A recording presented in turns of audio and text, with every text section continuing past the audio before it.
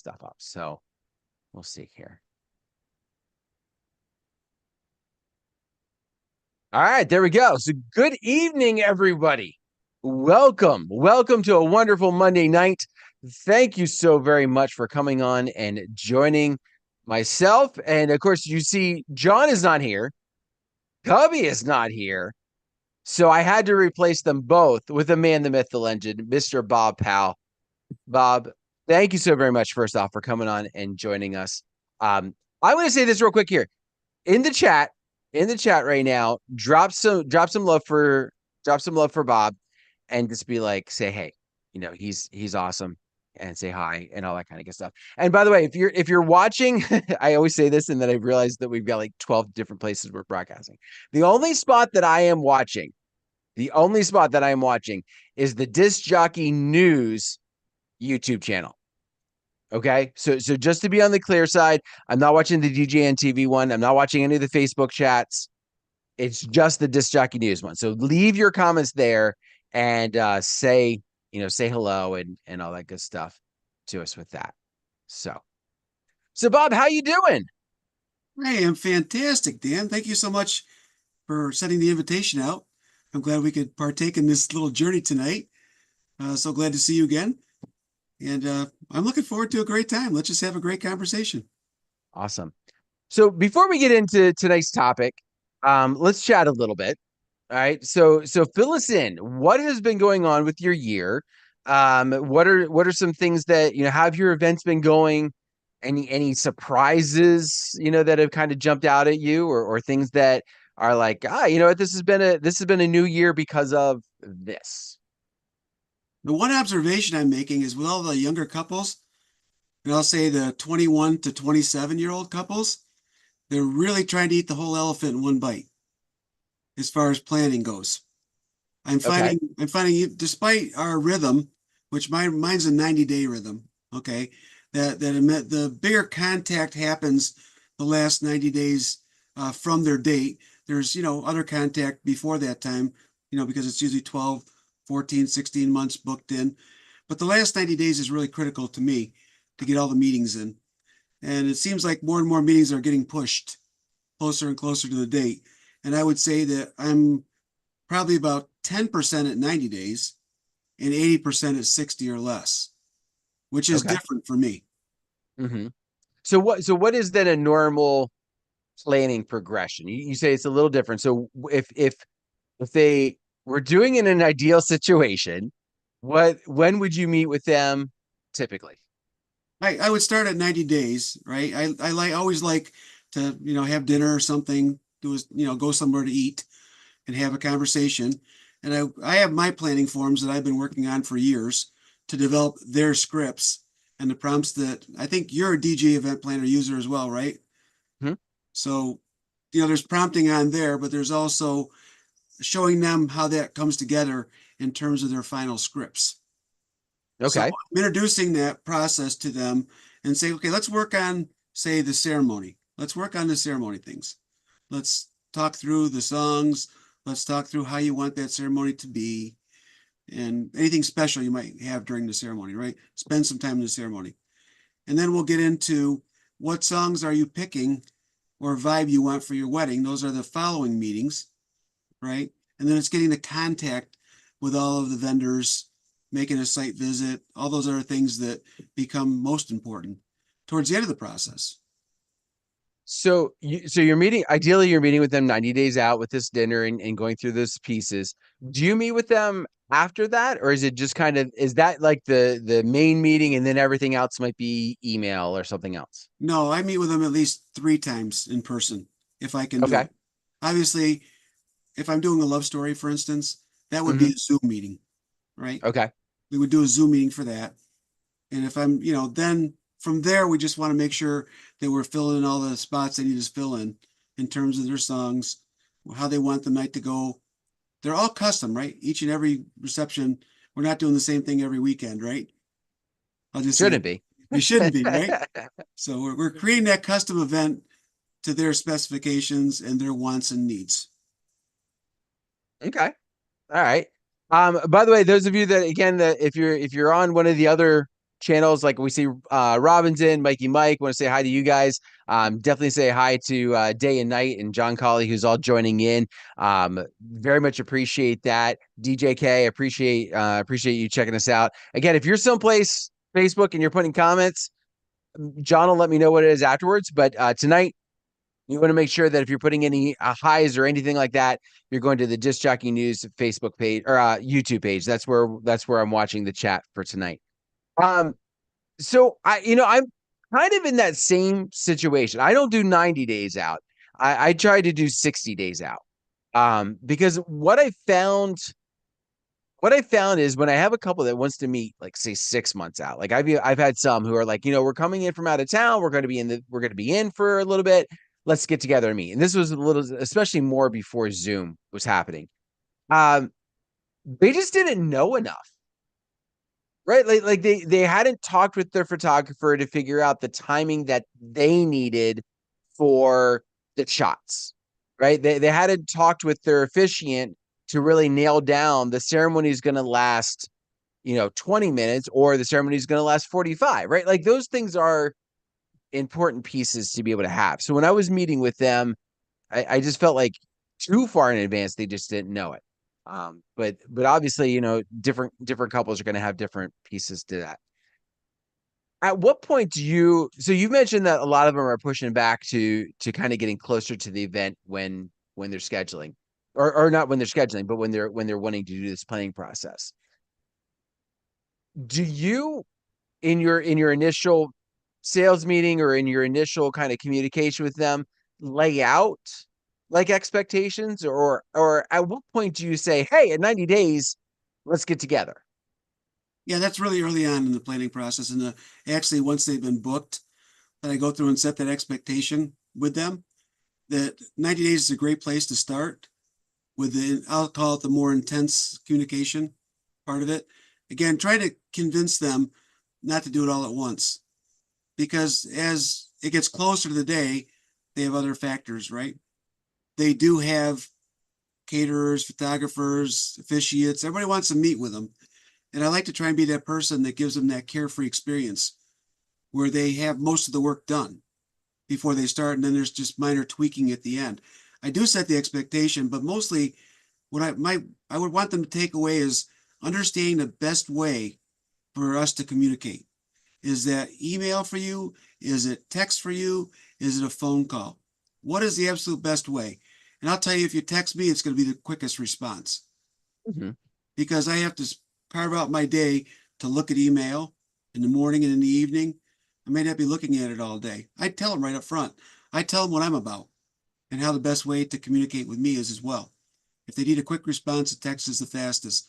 But finding out what their way is, that's really important. I think sometimes that's missed in the beginning. If you don't know Oh, how absolutely. you don't know how to communicate with them, what's best for them, which is what you should be heading towards. So and this isn't exactly the direction. I mean, we're talking communication today, and we're going to get into kind of the other piece to the puzzle here. But I love picking brains about other ways that DJs do their organization because I think no matter who we are, there's always something that potentially we could do better. So my question to you within that is, if you know, let's say my couple from June 1st was a texter, and my couple from June 8th was an email, and my couple from June 15th was a phone. Like, how do you keep straight who likes to do what? I have a master calendar in the other Okay. side of my office, and I always put a picture of the couple, and I always put how they like to communicate on there. That's number one. They like texts, they like phone calls, they like emails. So that with so many in a row, it's real to your point, very easy to is it Brittany and James? Is it Brittany and Evan? Is it it's funny how many of their same names this year too. Mm-hmm. I think I've had at least four Brittany's. I've had a Okay. couple of Evans. I've had a bunch of Lukes this year. So as I'm looking at those people, it's like I have same names in certain different weeks. It's kind of interesting. And I felt that was the easiest way for me to sort that out.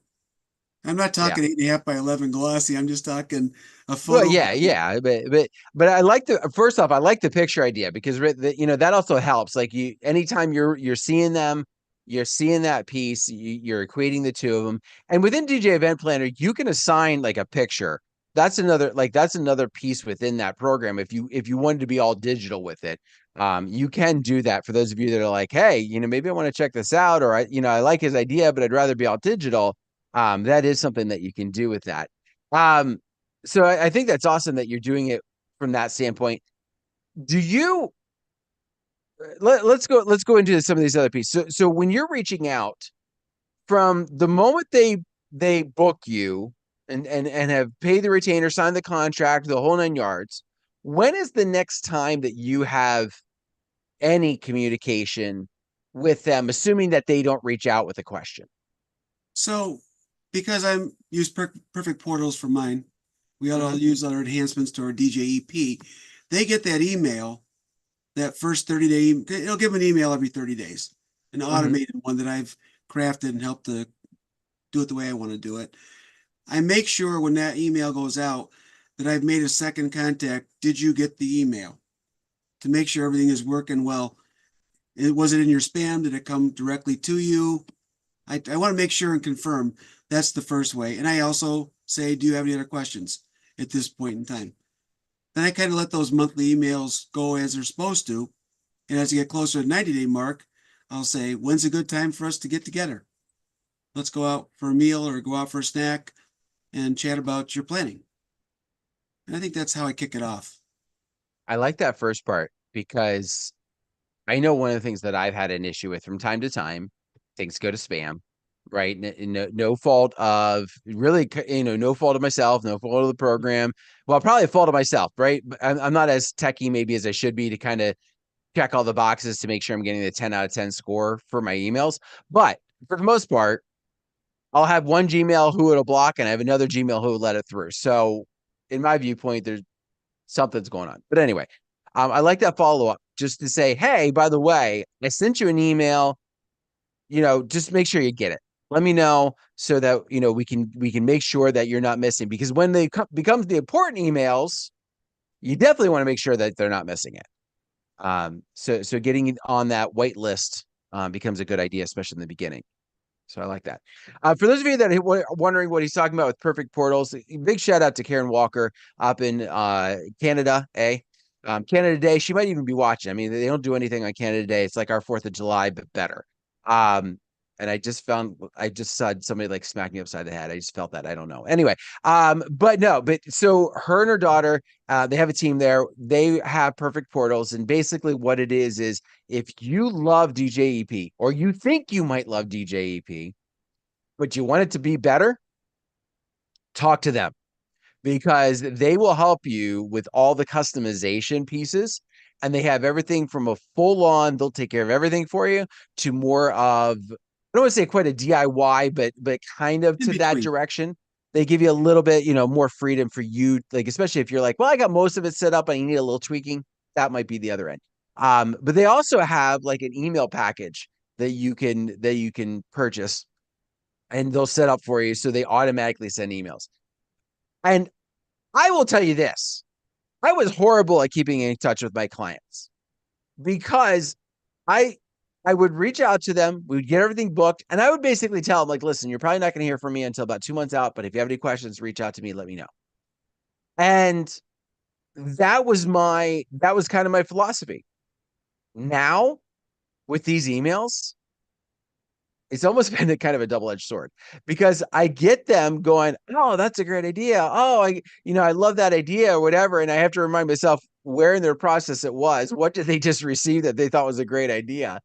Um, but it's helped so much in their planning process. And I've had a couple of them come back to me and say, we loved your emails. They kept us on track. They made sure we crossed all our T's, dotted all our I's, and weren't missing anything. And so it really kind of helped that relationship get developed, even though it was all automatic. Even though I outside of putting their information in and clicking go, I didn't really do a whole lot. The other double-edged sword to this is I have ones that go out even like a month out.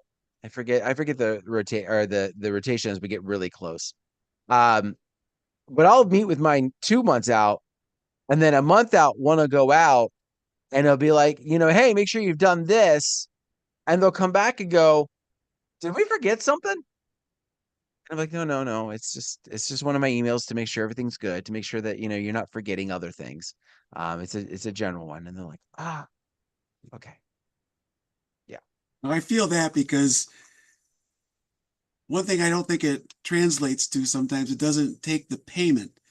So if you have it set up to get a payment, in my case, 14 days before the event, right? If they make that payment and I forget to go in and prompt it, they could get mm, your payment's coming due. So yeah, I make sure personally that now I'm better because, like you said, double-edged sword, right? It does a lot for you, but you need to monitor it yourself so you don't do something inadvertent. Like it might insult them if you send them a note saying you're overdue when they say, I just paid you. yeah. And That's the last thing you want to have happen that's there. right. So To keep get track happening. of that. So don't let the automation fool you, to your point. Hmm. And if the automation goes out, read the automation mail. So if they come back and give you that question, that was a great idea. You can quickly reference it. It should be in your outbox of your email and in their portal too. So you Yeah, can, I go to their portal because, I mean, obviously it's there in my outbox, and I get that. But when I go into the portal, I can specifically see what was sent, um, and that's a little bit. And plus, it's a little faster. I've noticed to check that. but no matter how you do it, it's still, whether you do it personally or system does it for you. I'll say like you, I think there was times I could have done better communicating with my couples. I think that just made it better Yeah. for me personally, and not for everybody, but for me personally, it did. A couple of people are dropping some things in the chat. Mikey Mike says, I always remind my clients it's not my responsibility to keep reaching out to them. I make it clear to them to email me or text or call me. And I get the sentiment on that, right? Where it's not really our job to do those things, and I could bring up my list and my the suggestions. Hey, make sure if you're doing a church wedding and you're doing a reception, are you doing transportation between the two for your guests, right? Like there's little things like that.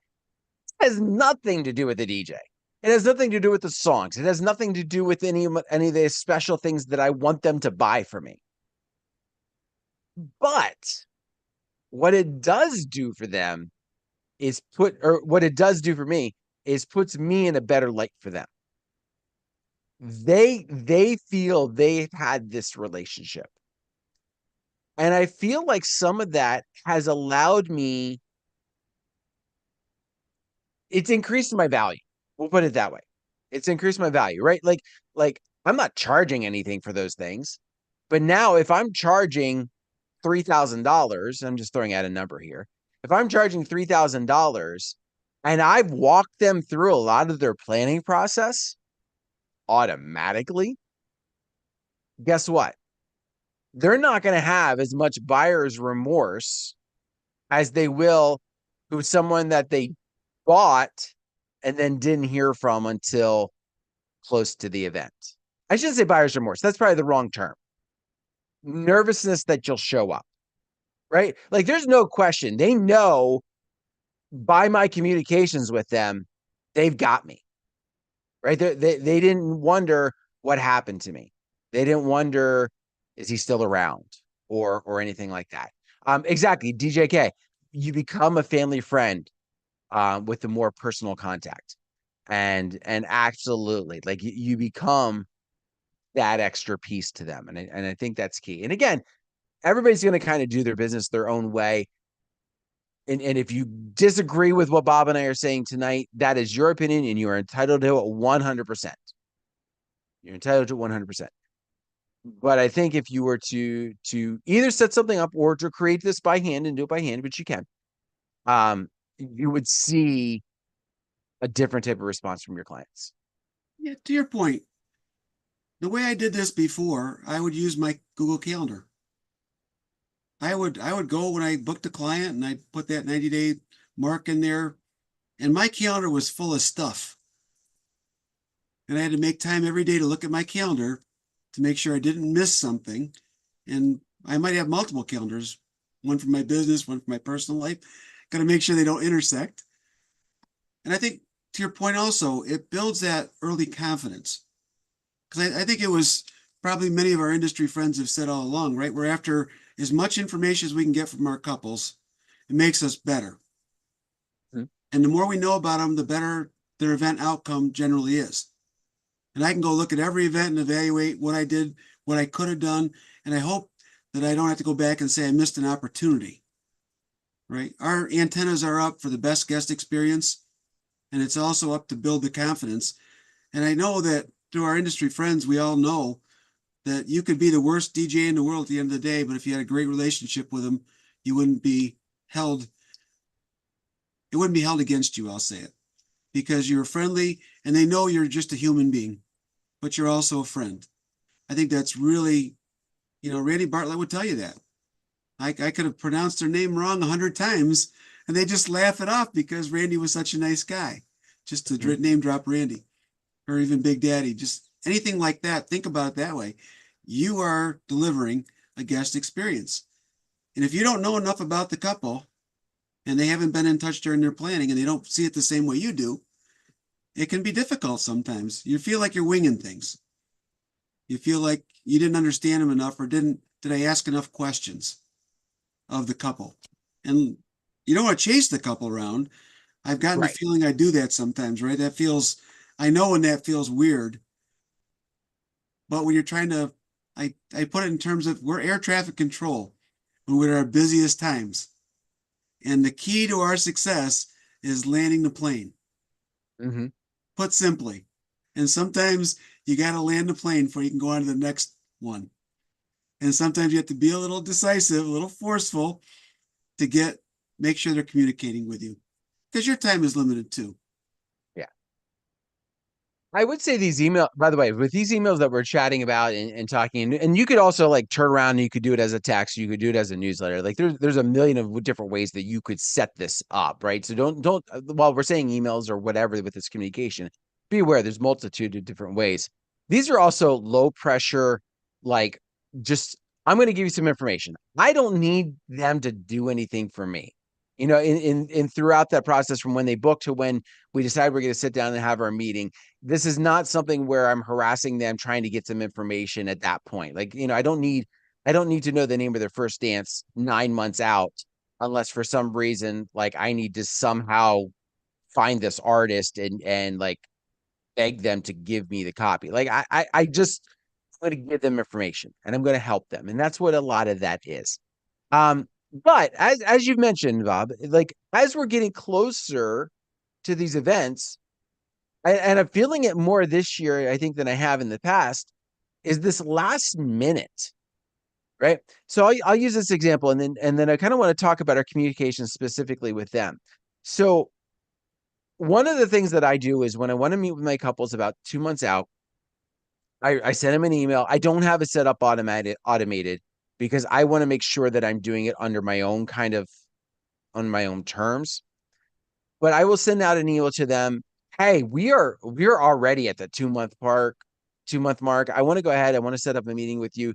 Here's a link to my Calendly. By the way, if you're not using an automated calendar scheduler, whether it's Calendly or whether it's Microsoft Calendar, Book me now. bookings link, Book me now as well. Google, right? Like there's a lot of them out there that you can use. Some free, some have features. Obviously, if you pay, do that. Oh my gosh, like I got set up with Calendly and I pay for it, right? And that's kind of like I hate the fact that I pay for this. But um when I need to set up a meeting, I shoot them the link. I also have it built into their portal so that they can schedule if they're like, hey, we just need to chat for like 10 minutes. I got some questions. Like I met with my photographer, they had some questions. I just want to talk with you. They can schedule a meeting with me. And it reads my calendar. So if I'm booked with something with my kids, it doesn't show me available. Right. So I digress. But anyway, that's that Well, piece. So I send that not email much to them. digression though, because what happens? You talk to the bride. What's the bride say? Got to talk to my fiance. Yeah. That back and forth goes on. And to your point, if you have some service or some way, they get to see when you're available and when they're available. So most likely, 99% chance, they're going to be able to pick a time that works for all of you. Yeah. That feels And good. oh, absolutely. Absolutely. And you also don't have that back and forth, right? Even the fiance is like with them, right? Well, what are you available next week? Oh, next week I've got Tuesday and Wednesday open at 6 o'clock. Oh, well, we've got this going on. Well, how about the week after? And it's like 4 or 5 emails before you really like narrow it down. Now it's here's my link, and you can narrow the window down that you're available, right? If you only do meetings, in a 2-3 hour window every night or day, however you do it, like you can put that there. I feel like this is a commercial for Calendly, but anyway, for bookings process of some sort. But they can pick the time, they can talk about it, and then it's not this back and forth, back and forth, back and forth, and then boom, you get a notification, and now you just have to meet, and it makes it so much easier. But as they're getting closer to this, I know how I started to go down this path. My wedding this weekend, we met. See, July, June, May. We met like the end of April, beginning of May. I went to their house because we're doing it in a tent in their backyard. I wanted to check the layout and see what I was dealing with. We got everything taken care of. We had a lot of the information down. Like we were able to talk through a lot of things. However, one of those things is a special song is being sung, and they were getting me the recording because it's not like a special version. Like somebody they know was singing this song, right? And recording it for them to dance to. Perfect. Get it to me. I got it last night. The wedding is Saturday. We met the end of April, telling me, and it was recorded at that point, right? I was told it was recorded. They just needed to get it to me, and it just kept waiting, waiting, waiting. So they're in a last minute mode. We could go into philosophical reasons for that. We're not going to tonight. But with this, I think it's important to recognize that not only are some of our meetings happening later, I'm getting the impression that some of our couples are also starting to book later. Have you noticed that? Like them reaching out and saying, "Hey, we're looking for somebody this fall or the very early part of next year." Are you running into those kind of things? I am. And in fact, just last week booked a November wedding, week Okay. Thanksgiving. It just popped up. And I don't know why that happens. I'm usually seeing 12 to 14 months generally. I am seeing a few this year that were less than 12. And this last one was 6, I'll say. So I'm seeing it does vary. It depends though too, if like it's a venue recommendation sometimes, and the venue's hard to get. Those seem to be when people have their mindset on a venue, they seem to be longer term. Okay. If you put it in the categories of what's most important to the couple, if it's Hmm. entertainment, food, or venue, the venue seems to be the one that drives the longest bookings for Hmm. popular venues Yeah. for me. If they're going to have something they can pop up somewhere or find a venue, those seem to be the more last minute ones. Like, oh, I just decided I was going to do this. Now I got to find a place. Oh, no dates are available except for this one. Can you do it? I Well, get that. and I was running into that. Like I mean, for the most part, I was getting into like this 12 to 18 month um in advance for weddings for the popular dates, right? Like you're middle of the summer when only people who want to like sweat to death are going to get married. Like that was a little different. But your fall dates where things were getting busy and stuff like that, I was really getting into like the 12 to 18 month, and this was like I was like, okay, this is cool. Kind of makes it tough for personal things, but it is what it is. It's part of our business. Um, but just recently, I've been getting some requests. Day and Night mentions that he's still getting September, October, November to events coming in requests. Um, I just had one the other day for the third weekend in October coming in, and I was like, really? And it was, and to the point about the venue, it was at a popular venue. Now maybe this is a venue that had an opening. And so now they squeezed in. Maybe they decided to put the DJ on the back burner. I don't really know. I didn't have that conversation with them. I can't do the wedding. So I didn't get into that with them. But like seeing some of those, I'm like, okay, they're really kind of pushing this late. Follow the bouncing logic for a reason why I'm saying this. So with that, they don't they don't necessarily get some of those early emails that I'm sending that might subtly suggest some of my add-ons that are available. Do how so this is kind of some of the point to where we're going tonight is how do you suggest some of those extra pieces that you offer to those later couples, we'll say? So if we all take videos and pictures of places we've been, I think the most powerful sales tool is, oh, you're having your wedding at venue XYZ, and here's what it looks like without lights and what it looks like with lights. Is that enhancement you might be interested in? I think I'm in your point, if it's a closer in 3 or 4 months to the wedding date booking, I'm more apt to rely on myself than the system. Okay. Because I don't think there would be enough community. I mean, if it was 3 months away, you'd only get a couple of emails, maybe half a dozen emails at the end, right? Mm-hmm. You might need a few more to talk about the things you want to talk about. Like, do you want a photo booth? Do you want lighting? Do you want enhancements to your current day? Because they will likely, I get a lot of extra sales. I think it was said, I'm not sure who said it in the industry, but I did remember seeing something about offering those add-ons later when they've kind of clarified all the rest of their budget needs and they begin to start thinking about what they might want versus what they need. When they hire you, they're more likely to think about what they need than what they want. And if you don't sell something when you first book, I get a lot of add-ons later on within 3 or 4 months. Sometimes with that 90-day meeting, sometimes with a 60-day meeting, sometimes 2 weeks before. And I think that's an important piece where I think some DJs, and I know I'm prime guilty of this, where if I don't sell it initially, I kind of let it go. And I don't think that that's a wise decision. So whether you're doing something like Bob was suggesting where you decide to reach out to them and just be like, hey, by the way, just wanted to let you know about this, option, were you thinking about it or not? I think that becomes a something to consider, something to look at putting later on. Now, I will say this: there is another school of thought out there, and I'll use Rachel Lynch as an example because she's been very vocal about mentioning how her packages, with the exception of her photo booth, are basically you get everything, and if you don't want it, you tell me you don't want it, but it doesn't change the price. That's a little different than what we're talking about tonight because this would be adding on money like later on, right? Adding money a little to the process a little bit later on. You were talking about people in the industry. I'm pretty sure it was at DJX last year because I'm pretty sure I sat in the same seminar. I think in fact we sat like next to each other for it.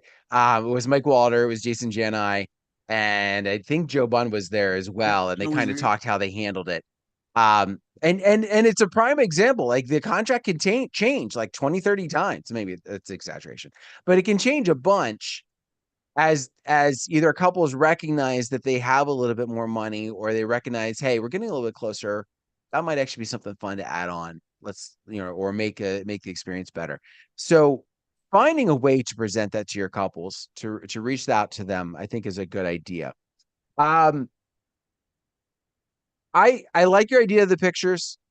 Um, I feel like for me, I'm going to be better to do that at the planning meeting. At the planning meeting, hey, by the way, we hadn't really talked about it. And for some people, they don't mention any add-ons unless the couple does for them, right? In the very beginning. Because then it allows them to just be like, you know what, let's just lock in the date.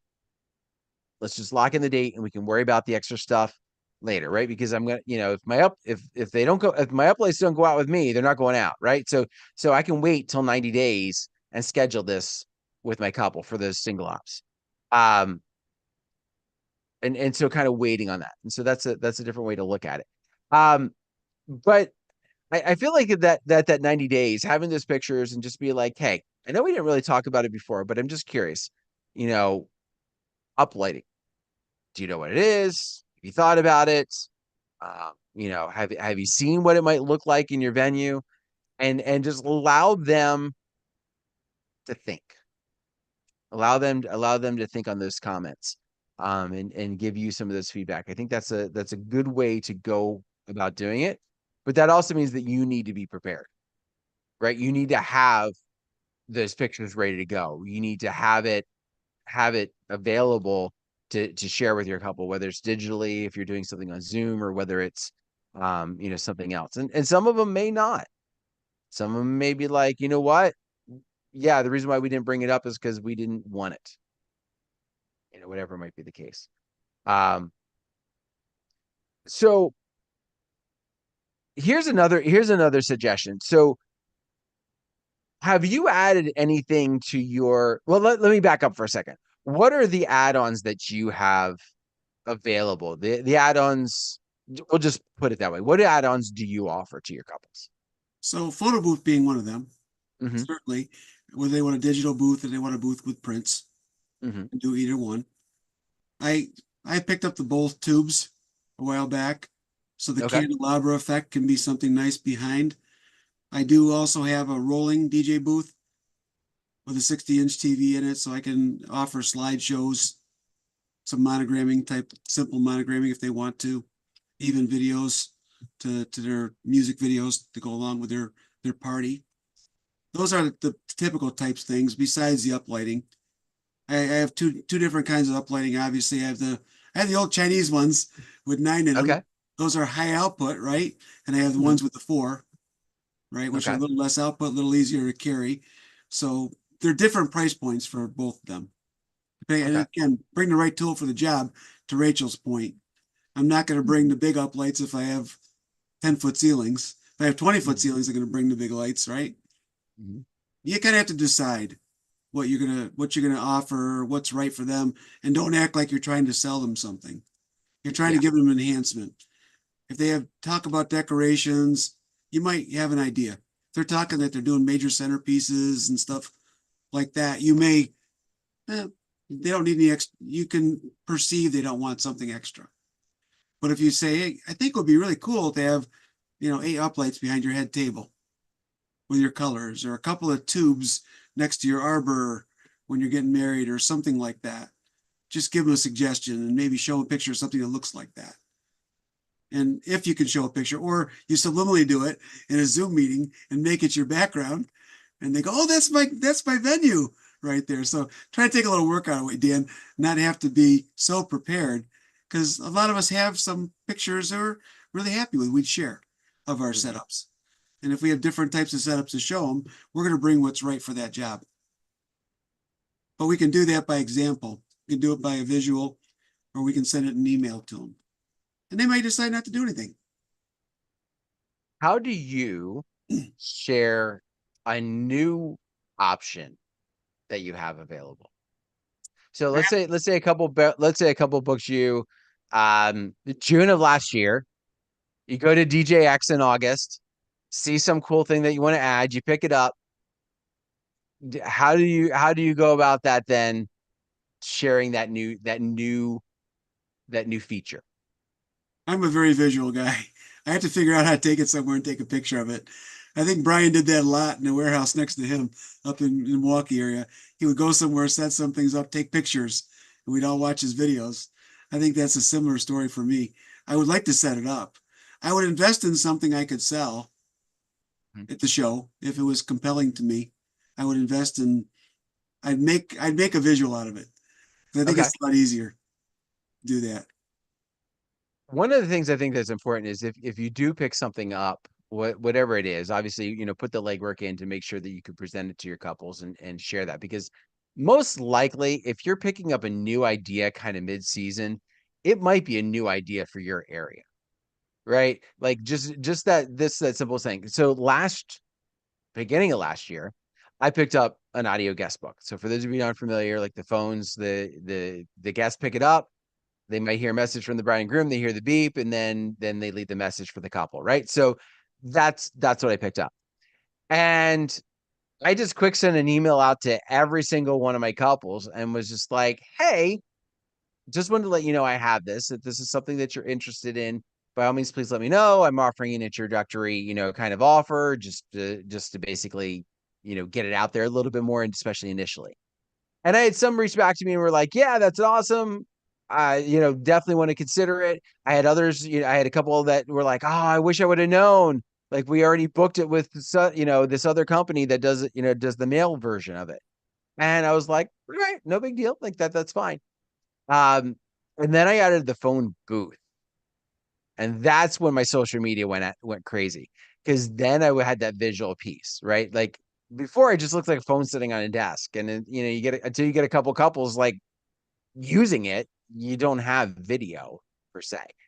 At least not the right way. So the phone booth, like when I took a video of that and I took a picture of that with some couples and I shared it, this was last year. My couple from June 1st, like hit me up and they're like, not only do we want the phone, we saw the booth, we want the booth. We want the whole thing. Like we want that. And it made a big difference. So I made sure like to email out, but I would also follow up with your social media game, especially in the beginning, especially if you want to make sure that it's going out, because some of your couples, your email is going to go to spam, or they're going to open it at a time when they don't really get a chance to think about it. And then it's going to get buried in their inbox and they're going to completely forget about it. And then one of the things I also did was I mentioned it at meetings for the couples that I didn't hear back from. Hey, by the way, send out this email. Did you get a chance to see it? Followed up so I knew they saw it. So I think that's another way that you can make sure to catch that piece. Or bring it with you to a meeting. I bought one of the audio guest books too, and I bought a neon sign that says "Leave a message." Okay. I don't have a phone booth per se, but I would bring it in the box to a meeting and say, "Ever see one of these? You got grandparents coming to, might be nice for a message and well wishes instead of a. Some people forget to sign the guest book. This could be a way." And I've had a chance to I sell that. I was leaving it right because almost all of my meetings are Zoom anymore. Like I don't meet in person. Our area is kind of spread out, and a lot of my couples are probably like half an hour, 45 minutes away. So for them to travel in to where I'm at, or for me to travel to them, unless I need to for some reason, I don't do it as much. So we do a lot of Zoom. So I would always set it like right here and just kind of, and they were, it's one of those things like you don't see a phone like that, like just kind of sitting out. And so it would catch their eye on some of those things, and I'd bring it up and be like, "Hey, by the way, did you ever check this out?" And very similar idea. So, um, yeah, and sometimes the best advertising that you could do is somebody else's.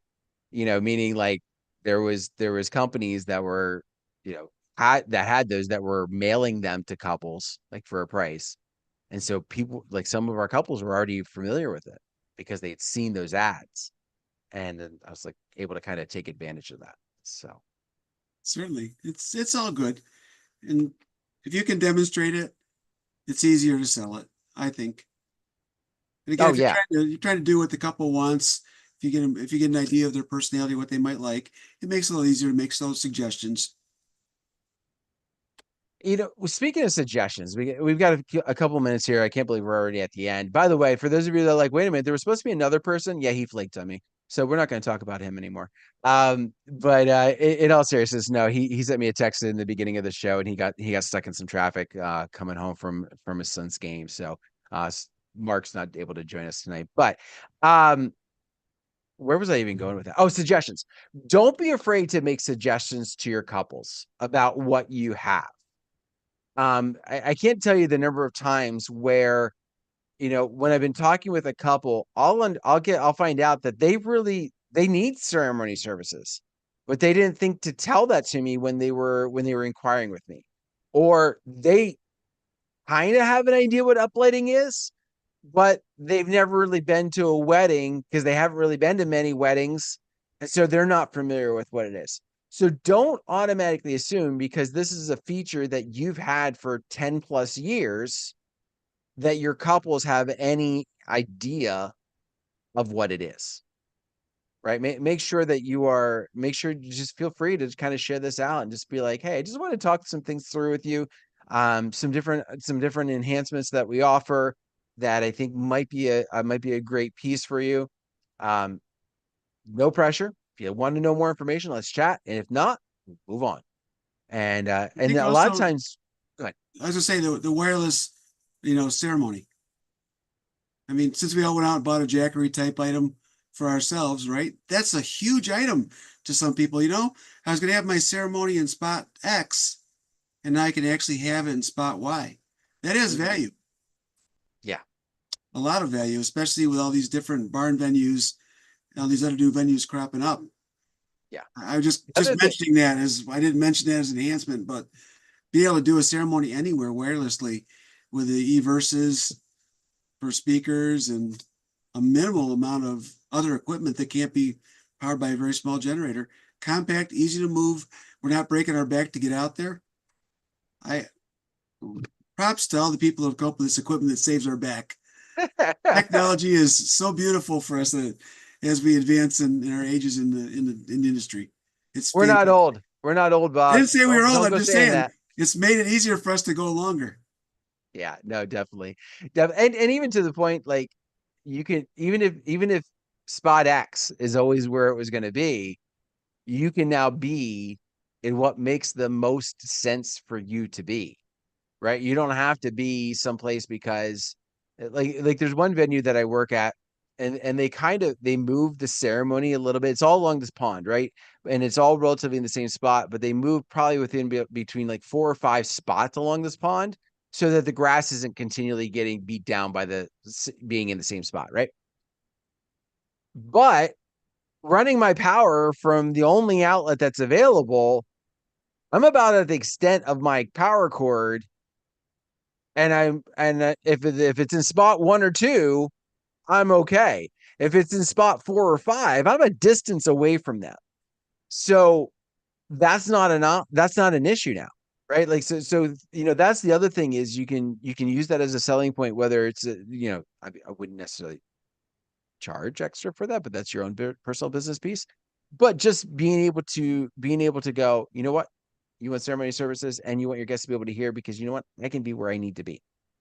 I can be where I need to be, where your guests are going to hear, and I don't necessarily have to be in the pictures for that to happen. And you would see if you're meeting with them face to face, you can see them light up and go, "Oh, that's awesome! That's exactly what I need." So You get to tell them what they needed before they knew they needed it. And now exactly, you're and now that's you're a it. I mean, genius.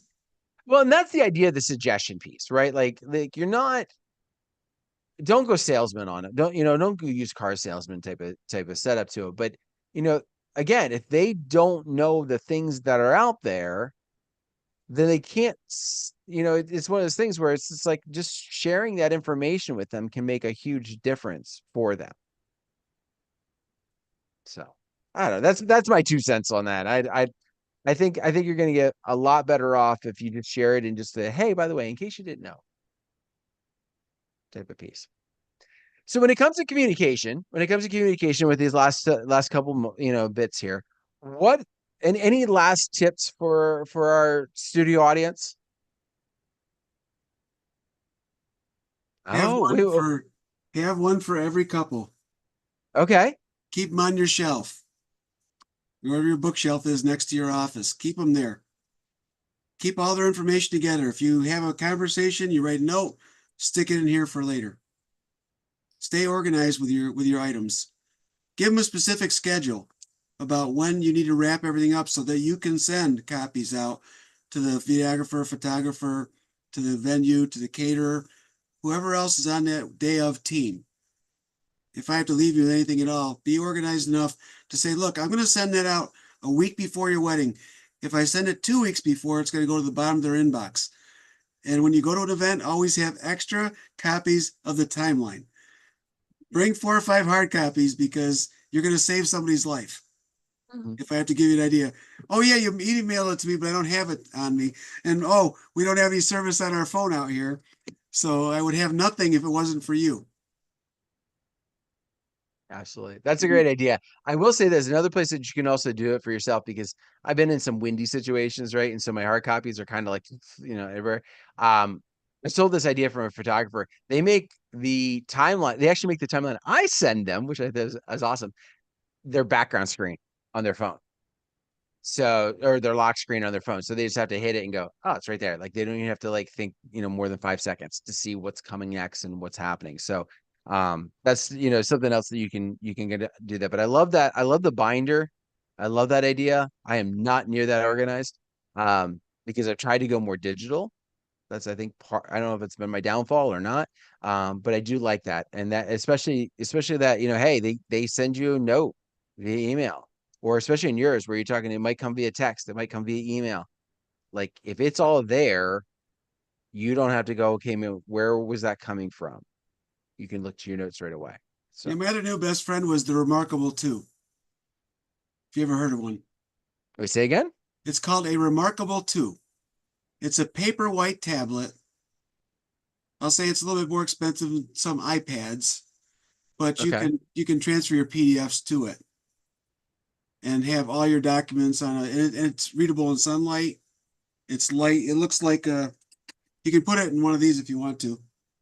Okay. This is one of the cases. I have a leather one, but it fits inside Oh, the tablet. okay. Looks just like a book from school, right? Yeah, I thought you meant you just like slide it into the book. I didn't realize that was the case That's for the for what case you for had. it. And I got to Okay. thank Pastor Jay down here in Owego, Naz. He was the one that turned me on to that about 3 or 4 months ago at one of our first weddings. And I said, well, it looks expensive at about $450 for one. But I Okay. love to have that for my love stories. I love it for my announcements. It's easy to manage. And Mhm. it's got a nice case, so it looks pretty formal when you're holding it. Doesn't look like you're just holding a tablet or a phone.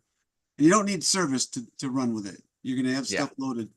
So we're in a lot of places that we may not have service, right? Same Mhm. reason we always prepare our music crates before we leave so we don't have to stream anything if possible, Yeah. right? Absolutely. It's just some of our redundancy. We just built it in. Absolutely. Oh, so many great things. So you said remarkable two, It's called right? Remarkable 2, Remarkable two. Okay. So there you go. just like it Check sounds. that out. Perfect. Perfect. All right. Well, I am looking at the time and I cannot believe it. Like I said, the tonight went extremely fast. But hopefully you guys got some tips that you can run with. If you're not setting some of these pieces up to have that communication with your couples, do so. They're becoming late in what they're doing with their planning does not mean that you need to be late with your communication. Keep pushing that out, keep sharing that information with them, making those suggestions. And I think what you're going to find is that they're going to be appreciative of having that, and then kind of going from there. So right now, coming up next, we've got Hanging with Howie, which is happening in the DJNTV.com/chill. That is the chill room. So make sure you go there. You can hang out. They're going to record for about 20 minutes and then from there go on. Although according to the email, it's hanging with Boston John. So still same spot. It might be a different host, but and so if it's not you, John, I'm sorry. I'm going by John's email, by John Young's email. But tomorrow morning, John's got his tip that's going to share. Tomorrow night at 9, it's going to be a best of Ben Stowe. In case you haven't been following Ben, he's been doing like I don't know how many different like concert settings right now because he runs sound for concerts. And so he's probably doing that for some artist that's really huge and incredibly crazy and big. But that's why it's going to be a best of tomorrow night. At 10 o'clock is going to be the Hanging with Howie. I'm sorry, look at Tuesday night music show. Sorry, that's going to be in the DGNTV.com/chill as well tomorrow night at 10. My tip will drop Wednesday morning. And then Wednesday night, 9 and 10 is going to be the broadcast from the Hanging with Howie and the Tuesday night music show. So that is what's happening this week. And next week, I think John and Cubby will be back. And so it'll be the three of us doing that. But as we come to a close, Bob, again, thank you so very much for freeing some time up to join us tonight. I very much appreciate it. It's always great to see you and chat with you and to pick your brain. I feel bad that we're not going to be able to hug it out at DJX this year, but for me, he's going to be there. So go hug him. But for me, but again, thank you very much. It's a pleasure. Keep in touch. We'll chat, I'm sure. But for everybody else, you have yourself a wonderful, wonderful night, and we'll see y'all next time. Bye, everybody.